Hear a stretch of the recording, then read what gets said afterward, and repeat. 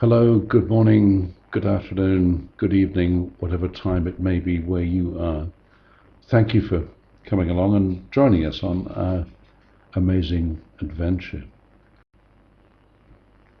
A little bit of background because, well, you need to know who we are perhaps before the story begins to make any sense.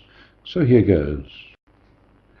Once upon a time, a long, long time ago, indeed, a very long time ago, but we don't need to think about that. A little fat boy called Henry was born, and you can see him here. And he was happy and chirpy and nice and all that sort of thing, I think, from memory. And roughly at the time when this photograph was taken, something else happened. A little girl called Linda was born down in Suffolk. Linda here, as you can see, looks slightly worried and a bit confused. This is not her normal habitat, so to speak, but it does come in occasionally. Henry grew older and, by the look of this, a little bit more surly, but let's not worry too much about that. And eventually, in his adult life, he made a decision. He decided to move down from his native Scotland to go and seek fame and fortune further south. So he ended up in Suffolk, between Ipswich and Norwich and Cambridge, if you look at that map there. And that, of course, is where he met that young lady that you've just seen, only she looked slightly different by then. You can imagine that she's slightly more beautiful, and Henry instantly fell in love with her, and she, luckily for Henry, fell in love with him. And they got together, and they lived there for a while, but after not a long time, they took one of those kind of life decisions and decided to perhaps move away from the UK, where they actually lived, and to go east as opposed to west, to go east and try and find a new life, a different life elsewhere. They settled on Thailand. That was in 1997. They arrived in Thailand, and they loved Thailand, and they started teaching in a university in Thailand, and that's where they still are, still teaching at a university in Thailand very happily. But every 2 years they would fly back to see their parents, and that was fine, see their family, see their friends, no problem there. But there was always the faint thought, and it kind of crystallized, I think, possibly in Henry's mind, one time while sitting quietly in an I can see out down there other lands, other people, other cultures, other things about which I know absolutely nothing, and I'd like to know more about. He put the idea to Linda, why don't we actually go back by land rather than by air next time? And Linda, initially, it must be admitted, had that worried look that you saw earlier on her face. But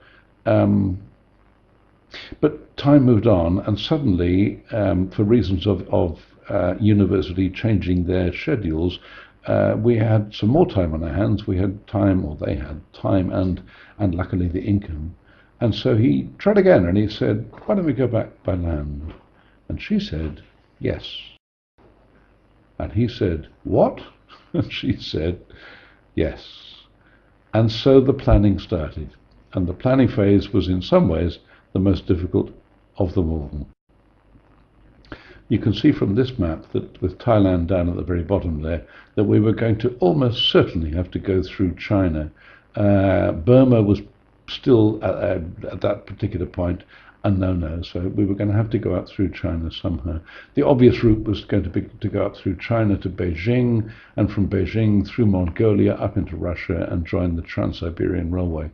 That was kind of boring, we thought. We didn't really want to do that. The Trans-Siberian is 7 days from Beijing to Moscow.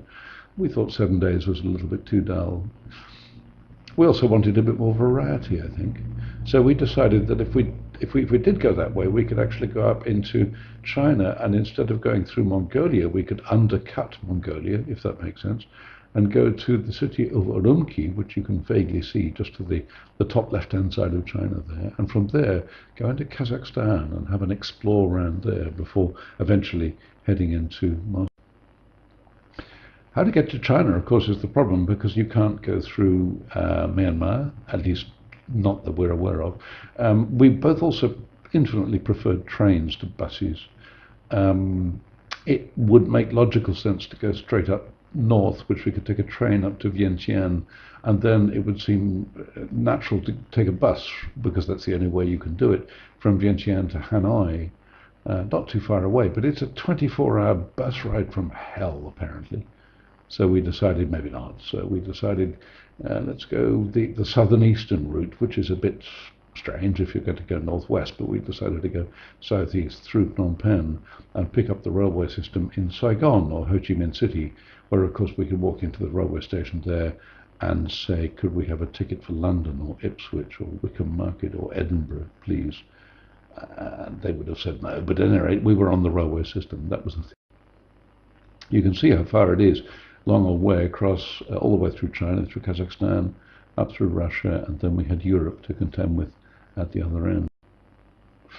The other end was interesting because we were, again, during the planning stage, decided, well, to go from Moscow, basically to get to the UK, the obvious answer was to go from Moscow overnight to Warsaw, and there is a train every night, overnight, to Warsaw. It goes straight through Belarus, the country of Belarus. It even stops in the middle of the night in Minsk.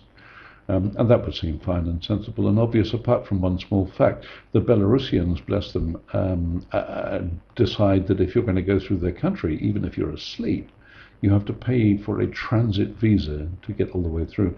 Now, the problem there is they say, that's okay, you hop down to your local consulate and get one there. Well, the local consulate, as far as we're concerned, is Hanoi. That's in North Vietnam. It's a little bit like saying to somebody in London, drop by our local consulate in Copenhagen and pick up your visa there. It was possible that we might have been able to get one in Hanoi, but it would have been an emergency, very fast, high-performance thing, and would have cost us a lot of money. They were looking for big money for us to sleep our way through their country. And the Scotsman inside me said, no, enough, I'm not doing that. So we decided to take the sensible route, which was to go down south from Moscow, overnight down into Kiev, take a look around Kiev, and then take another night train from there to Warsaw. Sadly, as I'm sure you're aware, that wasn't going to work out either because of the problems in Ukraine, and Kiev made it, shall we say, a little bit more of an adventure holiday than it was needed. So then we had a rethink, and we decided to go from Moscow to Riga in Latvia, to go due west to Riga in Latvia, and then almost due south to Vilnius in Lithuania, and from there southwest to Warsaw, which is exactly what we did. And it worked out well. It was a good system.